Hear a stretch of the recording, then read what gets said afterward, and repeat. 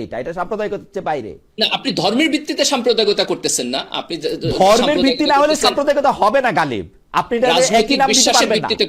হ্যাঁ, সেটা চেয়ার টিকে রাখার জন্য সবাই, চেয়ার টিকে রাখার জন্য যে কোনো খারাপ সরকারই তা করবে, চেয়ার টিকে রাখার জন্য। সেটা থেকে আপনি তার আধিপত্যবাদ বলবেন, এটা কিন্তু আপনি সাম্প্রদায়িকতা বলবেন না। যাই হোক, না না, এটা দেখেন, আপনি যখন হচ্ছে মানুষের কোনো, ধরেন আমার একটা নাগরিক অধিকার আছে, আপনি এই নাগরিক অধিকারকে যখন আমি একটা রাজনৈতিক গ্রুপের পার্ট বইলা, অথবা আমি একটা স্পেসিফিক সমাজের বর্গ থেকে আসছি বইলা আপনি আমাকে যখন ডিসক্রিমিনেশন করেন, এটাও সাম্প্রদায়িকতা। আপনি যদি অর্থনৈতিক ক্যাটাগরির উপর ভিত্তি করে ডিসক্রিমিনেশন করেন, এটাও সাম্প্রদায়িকতা।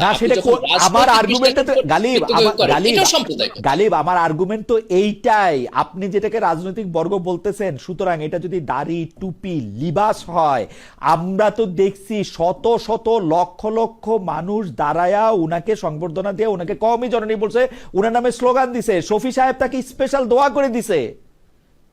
আপনি তো সেই বর্গ আপনি করতে পারবেন না।